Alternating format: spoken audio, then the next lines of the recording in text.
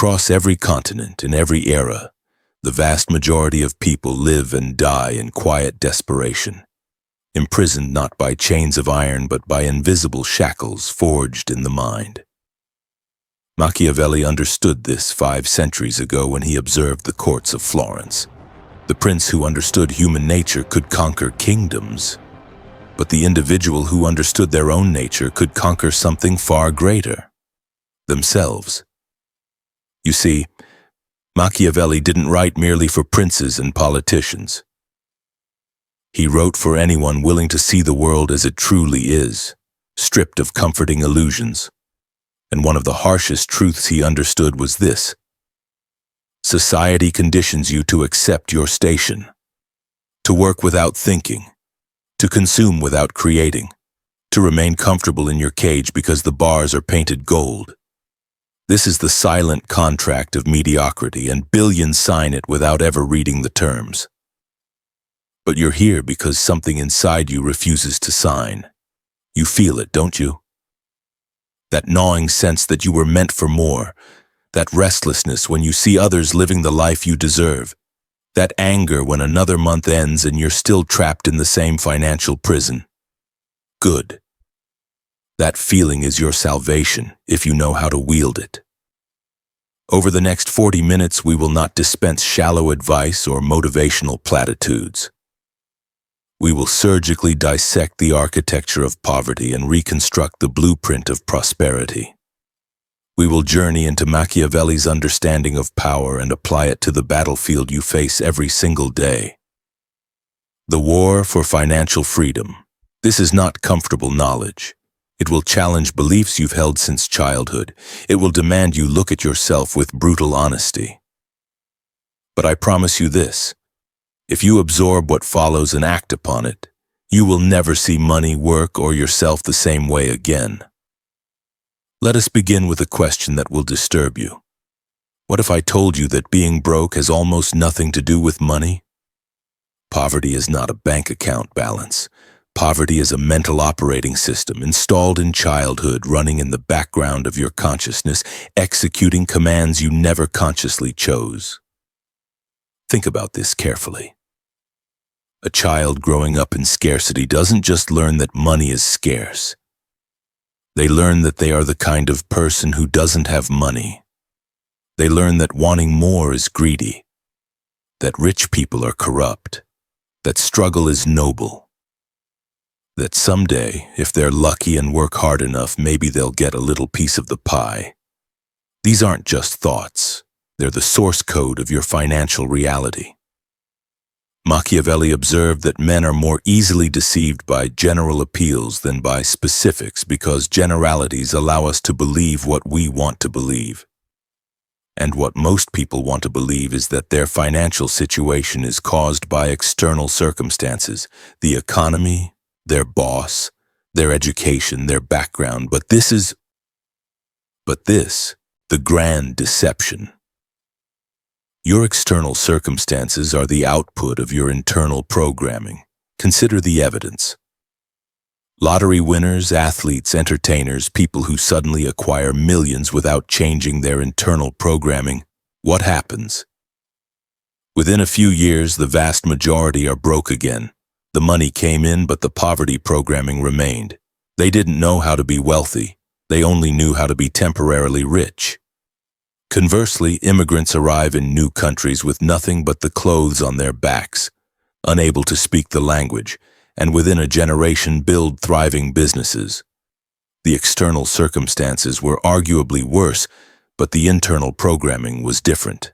This is why Machiavelli emphasized that fortune favors the prepared mind. The prepared mind isn't just educated, it's conditioned. It's programmed with the right operating system. And until you uninstall poverty and install prosperity at the level of identity, every dollar you make will slip through your fingers like water through a clenched fist. So let me ask you directly, what is your relationship with money? Not what you wish it was, what it actually is, because your relationship with money reveals your programming. The poor person's relationship with money is defined by transfer. Money arrives briefly and immediately transfers to obligations. Rent, bills, debt, food, survival. Money is a river that flows through their hands on its way to someone else. They are a conduit, not a reservoir. Their role in the economic system is to work and transfer wealth upward. They trade time for money, then trade that money for survival, and the cycle repeats until they die. This is not an economic position, this is a cage. The middle-class relationship with money is consumption masked as success. Money arrives and they immediately deploy it to maintain an image of success. The car they can barely afford, the house that requires 2 incomes to sustain, the vacation financed by credit cards, the brand-name clothes to signal status. They are one medical emergency, one job loss, one financial shock away from ruin, but they hide this fragility behind the facade of stability. They have more than the poor, but they are not free. They are debt slaves with better furniture. The wealthy relationship with money is multiplication. Money arrives and they ask, how can this dollar create more dollars? They don't see money as something to spend or even save. They see it as a tool, a seed, a soldier in their army. They deploy capital strategically into assets, systems, and businesses that generate returns. They understand leverage, compound interest, and the power of ownership. Most importantly, they understand that wealth is not about how much you make, but how much you keep and multiply. Which relationship do you have? Be honest, because you cannot change what you will not acknowledge. Now here is where we depart from conventional wisdom. You've been told that to escape poverty, you need motivation, positivity, vision boards, affirmations. You've been told to love yourself into wealth. This is a lie sold to you by people who have never been truly poor, who have never felt the soul-crushing weight of choosing between electricity and food, who have never experienced the humiliation of public assistance while maintaining a smile. Let me tell you what actually works. Hatred. Not hatred of people. Hatred of the condition. Visceral, burning, consuming hatred for poverty itself. Hatred so intense it makes you physically uncomfortable to remain where you are. Machiavelli understood that fear and pain are far more reliable motivators than love and pleasure. A prince who wishes to maintain power must make his enemies fear him, but he must also make his allies fear losing his favor. The same principle applies to your internal world. You must cultivate a hatred for poverty so intense that staying broke becomes more painful than the discomfort of change. Because change is uncomfortable. Building wealth requires sacrifice, discipline, delayed gratification, and relentless focus. These things are hard. You will not do hard things for a vague desire to do better. But you will do hard things to escape something you despise. Think about the times in your life when you changed most dramatically. Was it when you gently decided to improve? Or was it when something became unbearable? When you finally left the toxic relationship? When you finally quit the soul-destroying job? When you finally stopped the self-destructive habit? Change came not from inspiration, but from reaching a threshold of disgust. I remember the moment with perfect clarity. The electricity had been shut off. Again. I was sitting in the dark, late payment notices scattered across the table, my phone buzzing with calls from creditors I was too ashamed to answer. But it wasn't the darkness that broke me. It was the next morning, taking my daughter to the social services office, watching her color with broken crayons in a room that smelled of desperation while I filled out forms proving I was poor enough to deserve help. I looked at her, completely innocent, unaware that her father was failing at the most basic requirement of manhood, provision. And something inside me didn't just break, it transformed. The sadness turned to rage, the shame turned to fuel. I made a promise that day, not to myself, but to the version of me that had accepted this reality. I would destroy him, I would burn down every excuse, every justification, every comfortable lie that allowed me to remain in that office. I would hate poverty more than I feared the unknown. That hatred saved my life. And it can save yours. But only if you're willing to aim it correctly. Because here's what most people do. They hate their circumstances, so they blame external factors, the system, the rich, the government, their parents. And while there may be truth in some of that blame, it is strategically useless. Machiavelli taught that you must work with the world as it is, not as you wish it to be. Blaming others gives you someone to resent, but no path forward. Blaming yourself, specifically blaming your programming and your choices, gives you power. Because you can change you. So take that hatred and aim it precisely at the four partners of poverty. These are not external enemies, these are traitors within your own walls, sabotaging you from the inside. Machiavelli knew that the greatest threat to any kingdom comes not from foreign armies, but from corruption within. The same is true of your life. The first partner of poverty is sleep. Not literal sleep, though many who are broke do waste daylight in bed.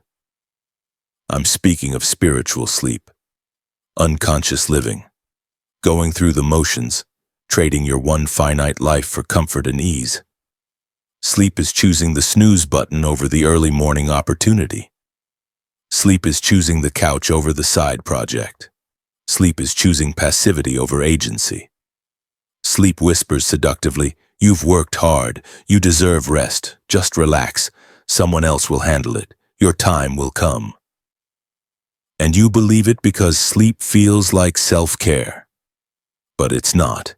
It's slow suicide. Every day you remain asleep, someone else who is awake is building the future you fantasize about. Machiavelli observed that lazy princes lose kingdoms not in dramatic battles, but through slow decay. A little neglect here, a delayed decision there, death by 1,000 comfortable compromises. Your financial life operates identically. You're not losing because of one catastrophic mistake. You're losing because of the accumulated weight of small, comfortable choices. The antidote is simple but brutal. Diligence, not generic hard work. Diligence, strategic, focused, relentless effort applied to high-leverage activities. Diligence means you know exactly what moves the needle in your life and you attack those things with systematic intensity. Diligence means when the alarm goes off, you rise. When the opportunity appears, you act. When the setback occurs, you adapt. You are awake, present, engaged, hunting. The second partner of poverty is gluttony. And before you dismiss this as irrelevant, understand that gluttony is not just about food. Gluttony is excessive consumption of anything used to numb reality. Food, alcohol, drugs, television, social media, pornography, shopping, gaming. Any substance or activity you use to escape rather than engage. The broke person comes home exhausted from a job they hate and immediately reaches for something to numb the pain. They scroll for hours. They binge watch. They eat until they're uncomfortable. They drink until they're drowsy. Not because they're weak, but because facing their reality sober is unbearable. So they medicate. And while they're medicated, time passes, days become weeks, weeks become years, and nothing changes. Gluttony tells you, you've had a hard day, you deserve this, just this once, just a little escape. What difference does one night make? And it's right, one night doesn't make a difference, but it's never one night, it's a pattern, a lifestyle, a ritual of self-sabotage disguised as self-care. The wealthy also face stress, exhaustion, and difficulty. But their response is different. Instead of numbing, they process. They journal, they strategize, they work out, they read, they channel the energy of their frustration into productive outlets. They feel the pain and use it as information, not something to escape. The antidote to gluttony is service. When you reorient your life around serving others, solving problems, creating value, you don't have time or energy for excessive self-indulgence. Service gives your life meaning beyond your own comfort. And here's the secret Machiavelli understood about power. Those who serve effectively accumulate power inevitably. Because people need what you provide. Money doesn't exist in your bank account. Money exists in someone else's pocket, waiting for you to solve a problem valuable enough that they willingly hand it over. The poor focus on their own needs. The rich focus on others' needs. Not out of altruism, though that may be present, but out of strategic understanding. You get wealthy by making other people's lives better in some measurable way. The third partner of poverty is evil. Now, this will make some uncomfortable, but let's be precise. Evil in this context is choosing shortcuts that destroy long-term value for short-term gain. Lying to customers, manipulating employees, cutting corners on quality, cheating on taxes, stealing, scamming. It's the crookedness that feels clever until it collapses. Machiavelli is often misunderstood as advocating pure ruthlessness, but read him carefully. He advised princes that cruelty well used, done once and decisively for long-term stability, is acceptable. But cruelty poorly used, applied repeatedly and inconsistently, destroys the kingdom. The same principle applies to ethics in wealth building. The broke person often romanticizes getting rich through schemes, shortcuts, and scams. They see the wealthy and assume corruption, so they believe they must be corrupt to join them. This is catastrophically wrong. Yes, some wealthy people are corrupt, but corruption is not the cause of their wealth. And far more importantly, the fastest way to ensure you remain broke is to build on a foundation of dishonesty. Why? Because wealth compounds through reputation and relationships. If you lie, cheat, and steal, you may win once, maybe twice. But you will be found out. Your reputation will be destroyed. And in the modern connected world, a destroyed reputation is a death sentence. You will spend more energy covering tracks and managing lies than building real value. The antidote is wisdom. Specifically, the wisdom to understand that integrity is not a moral luxury, but a strategic necessity. Build your wealth on truth. Deliver what you promise. Charge fairly. Treat people well. Pay your debts. Honor your word. Not because you're a saint, but because this is how you build the kind of wealth that lasts and grows across generations. The fourth and final partner of poverty is self-indulgence. This is different from gluttony. Gluttony is numbing. Self-indulgence is prioritizing immediate pleasure over long-term building. It's buying what you want now instead of investing in what you need later. It's the new phone instead of the online course. The night out instead of the emergency fund. The instant gratification instead of the delayed reward. Self-indulgence is the voice that says, I work hard. I deserve to enjoy my money. Life is short. You only live once. And all of this is true. Life is short. You do deserve enjoyment. But the question is, what brings you more enjoyment? A temporary pleasure that fades in hours, or the growing sense of power that comes from watching your net worth climb, your options expand, your freedom increase? The broke person sacrifices their future for their present.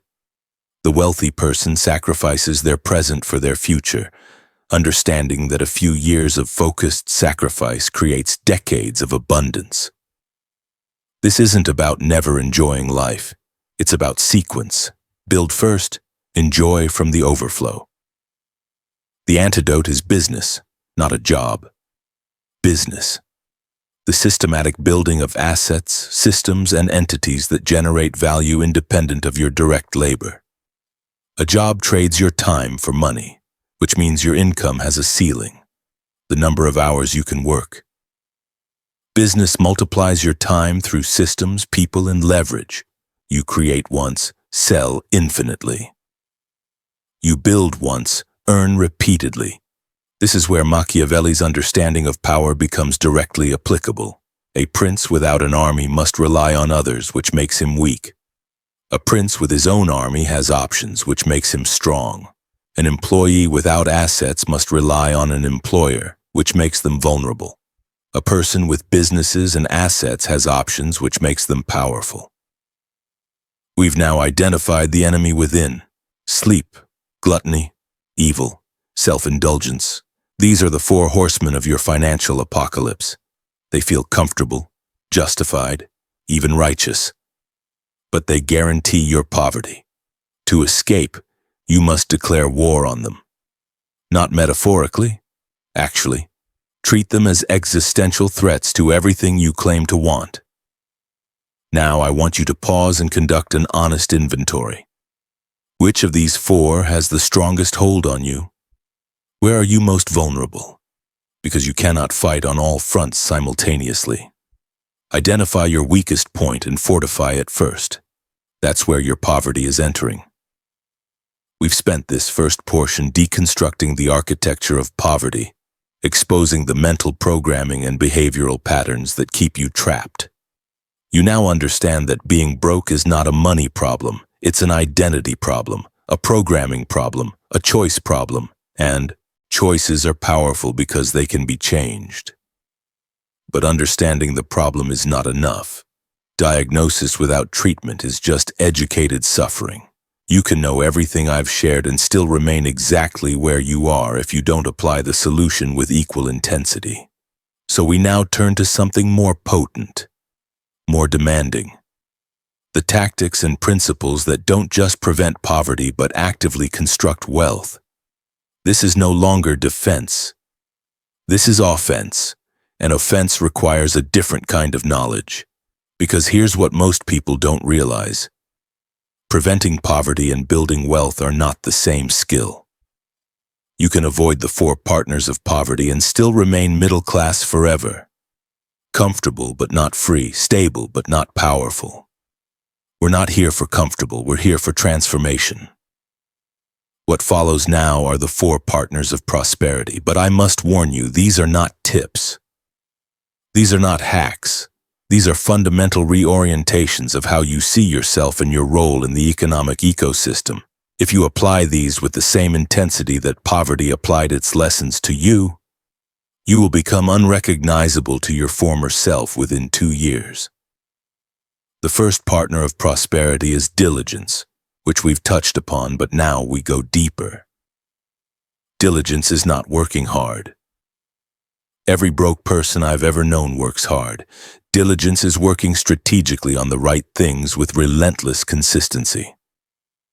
Machiavelli studied successful princes and noticed a pattern. They all possessed virtue, which is often mistranslated as virtue. It's not. Virtue is the combination of strength, skill, and strategic intelligence to shape one's own destiny.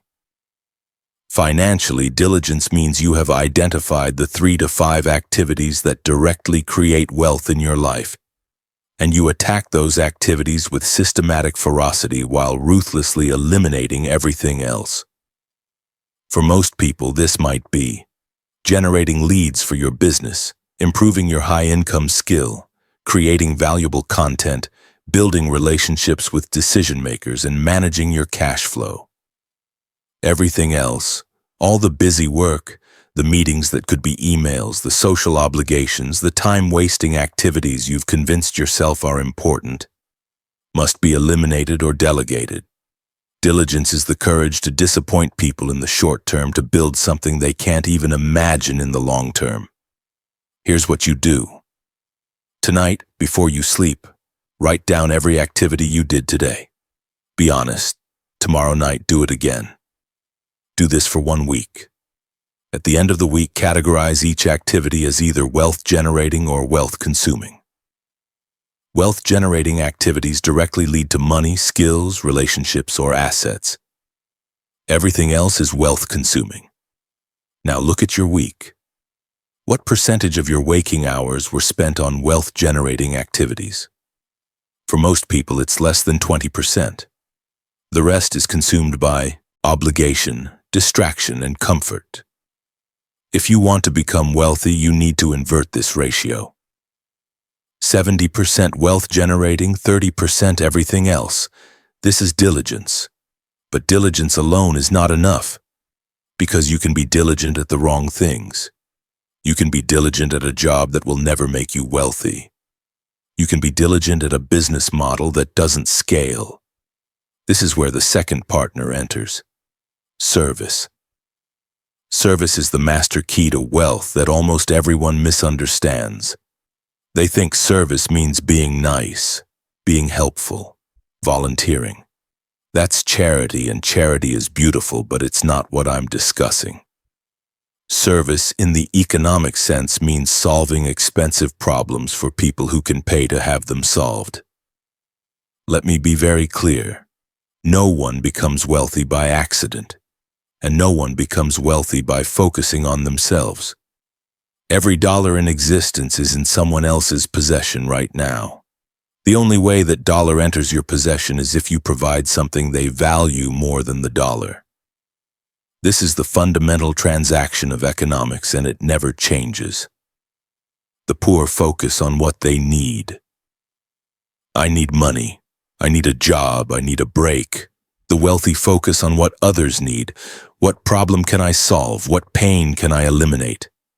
What desire can I fulfill? This shift in focus is everything. Machiavelli observed that the most powerful princes were those who made themselves necessary to their people. Not loved necessarily, though that helps. Necessary. When you are necessary, you have leverage. When you have leverage, you have power. When you have power, you have options. When you have options, you have freedom. How do you make yourself necessary? By developing skills, knowledge, and capabilities that solve problems people desperately want solved. And here's the key. The bigger the problem, the more you can charge. The more people who have the problem, the more you can scale. Right now, in your current sphere of existence, there are problems everywhere. Inefficiencies, frustrations, gaps between what exists and what people want. Most people complain about these problems. Wealthy people solve them. Start paying attention. What do the people around you constantly complain about? What do businesses in your industry struggle with? What keeps your boss up at night? What would your customers pay extra for? Find that problem. Become the solution. Charge accordingly. But here's where most people fail. They solve a problem once, get paid, and then have to start over. They trade time for money, just with a better rate. This is not wealth. This is self-employment. To build true wealth, you need the third partner. Business. Business in this context is the systematic packaging and scaling of your solution so it generates value beyond your direct time input. It's the difference between being a freelance graphic designer who trades hours for dollars and building a graphic design agency that employs 10 designers while you focus on sales and strategy. Both solve the same problem, but only one builds wealth. Machiavelli understood that a prince must build institutions that outlive him. Laws, systems, structures. These are what separate a stable kingdom from a temporary dictatorship. Your financial life requires the same thinking. You must build systems that generate income whether you're actively working or not. This could be a business with employees. It could be digital products that sell while you sleep. It could be investments that pay dividends. It could be intellectual property that earns royalties. It could be real estate that generates rent. The specific vehicle matters less than the principle. Your wealth must become independent of your direct labor. This terrifies most people because it requires risk. It requires capital. It requires learning. It requires the possibility of failure. And so they choose the safety of employment, not realizing that employment is the riskiest position of all. You have one source of income, controlled entirely by someone else, who can eliminate it with 2 weeks' notice. The wealthy person has multiple systems generating income. If one fails, 5 others continue. This is not greed. This is intelligent design. This is what Machiavelli meant when he advised that a wise prince never relies on fortune alone but builds systems to protect against her whims. So here's your directive. Whatever you currently do to generate income, ask yourself, how can I systematize this? How can I package my knowledge? How can I leverage other people's time? How can I create once and sell repeatedly? How can I build equity in an asset rather than just earning a paycheck? If you're employed, start building a business on the side. Not someday, now. Even if it's small, even if it only generates a few $100s a month initially. You're not building it for the money right now. You're building it to learn how business works, to develop the skills of entrepreneurship, to create a second income stream, and to give yourself options. If you already own a business, ask yourself, am I the business or do I own the business? If you disappeared for 3 months, would it collapse or continue? If it would collapse, you don't own a business. You own a job that you can't quit. Fix that. The fourth and final partner of prosperity is wisdom. And this is where everything crystallizes. Wisdom is the integration of knowledge and experience into sound judgment. It's knowing not just what to do, but when to do it, how to do it, and why it matters. Machiavelli wrote that wise princes study history because the patterns of human nature never change. The same is true for wealth. Wisdom, financially, is understanding the principles that govern money across all time periods and economic conditions. Spend less than you earn. Invest the difference. Compound over time. Avoid debt that doesn't produce income. Build multiple income streams. Develop high-income skills. Surround yourself with people who elevate you. Never stop learning. These are not complicated, but they are consistently ignored because wisdom also requires the second component: integrity. Integrity means your internal and external worlds align. You say what you mean. You do what you say. You honor your commitments. You tell the truth, especially when it's costly.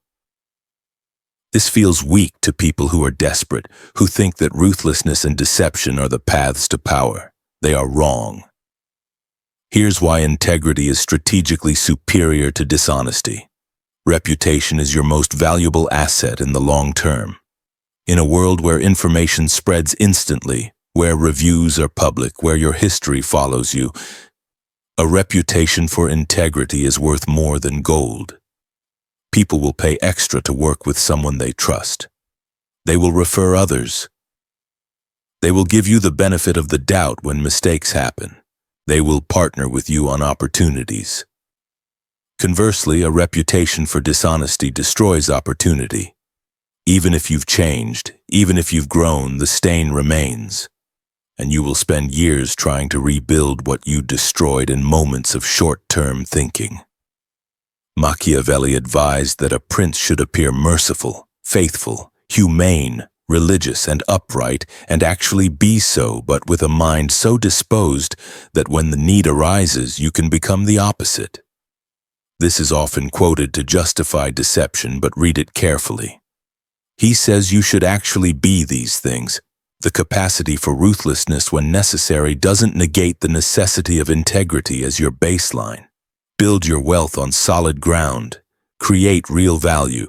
Solve real problems. Charge fair prices. Deliver what you promise. Pay your people well.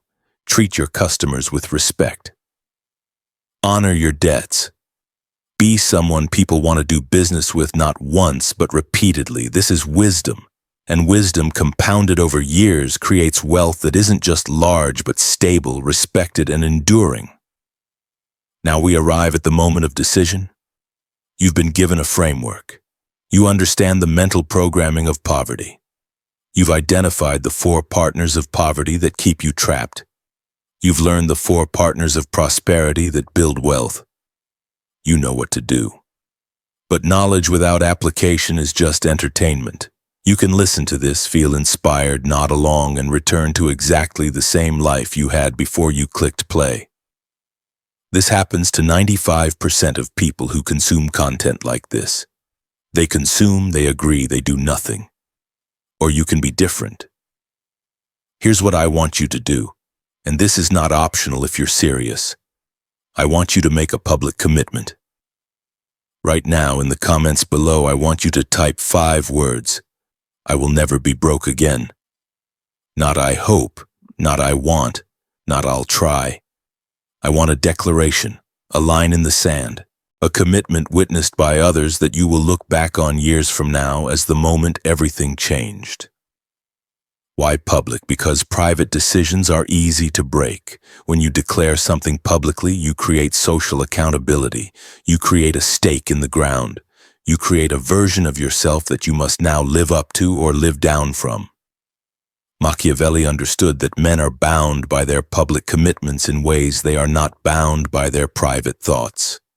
When you declare, "I will never be broke again," in a public space, you are creating a future version of yourself that your current self must now become. So do it now. Pause this video. Type those 5 words. Hit enter. Then come back. This is not a motivational gimmick. This is a psychological contract you're entering with yourself. And if you're not willing to type 5 words, you're definitely not willing to do the hard work that follows. For those who did it, welcome to the other side. You've just done something that 95% of people won't do. You've created the first crack in the prison of your old identity. Now, the real work begins. You cannot implement everything we've discussed simultaneously. Your old programming will fight you. Your environment will resist. Your habits will pull you back. This is normal. Expect it. Plan for it. So here's your immediate action plan for the next 30 days. First, conduct your week-long activity audit. Track every hour. Categorize wealth-generating versus wealth-consuming. This will shock you into awareness. Second, identify which of the 4 partners of poverty has the strongest hold on you. Sleep, gluttony, evil, or self-indulgence. Be brutally honest. Then design one specific counter-habit to attack it. If it's sleep, set a non-negotiable wake time and attack your highest value task first. If it's gluttony, eliminate one numbing behavior for 30 days. If it's evil, make one amends and commit to radical honesty. If it's self-indulgence, delay one gratification and invest that money instead. Third, identify one expensive problem that you have the knowledge or ability to solve for others, not 5 problems. 1. Research who has this problem and would pay to solve it. Spend the next 30 days becoming the go-to person for solving this specific problem. Fourth, begin designing your first system. Even if you're employed, even if you're broke right now, start building something on the side that can generate income independent of your time. It might be a digital product, a service business, a content platform. Start small, but start. Fifth, read Machiavelli. Not summaries, not interpretations, the actual text, the prints and the discourses. Read them slowly. Take notes. You will discover that much of what you've been told about power, success, and human nature is a comforting lie designed to keep you compliant. These 5 actions, implemented consistently for 30 days, will begin the transformation, not complete it. Not begin it. Wealth is not built in 30 days. But the identity of a wealthy person can be forged in 30 days of disciplined action. And here's what will happen. Around day 12, you'll want to quit. The novelty will wear off. The old patterns will feel comfortable again. You'll rationalize, you'll make excuses, you'll tell yourself you'll start again Monday. This is the moment that separates those who change from those who stay the same. Remember that hatred. Remember the humiliation. Remember the promise you made. Use it as fuel. Push through. On the other side of that resistance is a version of you that your current self cannot even imagine. I'm not going to lie to you and say this is easy. It's not. Building wealth requires sacrifice. It requires saying no to social obligations. It requires working when others are relaxing. It requires investing when others are spending. It requires being misunderstood by people who love you but don't understand what you're building. But I will tell you this. The pain of discipline is temporary and leads to pride. The pain of regret is permanent and leads to bitterness. Choose your pain. 5 years from now, you will either look back at this moment as the turning point, or you will still be consuming content about how to escape poverty while remaining exactly where you are. The difference is not information. You have the information. The difference is decision and action. Machiavelli wrote that fortune is the arbiter of half of our actions, but she leaves the other half to be governed by us. You cannot control the economy. You cannot control where you were born or what you were taught. But you absolutely can control what you do next. And what you do next determines everything. So here is my final question to you. What are you going to do? Are you going to close this video, feel momentarily inspired, and return to the same patterns that have kept you broke? Or are you going to take the hatred you feel for your current situation and transform it into the fuel that powers your ascent? The choice has always been yours. It remains yours now. Make it count. If you made it to the end of this video, you're already different from most people. You have the attention span, you have the hunger. Now prove you have the discipline. Subscribe to this channel. Not because I need you to, but because you need the reminder. You need the accountability. You need to surround yourself with ideas and people that push you toward your potential rather than comfort you in your stagnation. And if this resonated with you, share it with someone who needs to hear it. Not to be nice, but to create accountability for both of you. Tell them, I'm changing. Are you? This is how movements begin. Not with grand pronouncements, but with individuals deciding they will no longer accept the unacceptable. You are capable of so much more than your current circumstances suggest. But capability means nothing without activation. Stop waiting for permission. Stop waiting for the perfect moment. Stop waiting for someone to save you. Become the person you needed when you were younger. Build the life you fantasize about when you're lying awake at 3 in the morning, wondering if this is all there is. And never ever settle for being broke again. The war begins now. Don't forget to give a like or a hype and subscribe to the channel. Watch the next video to complete everything you just learned.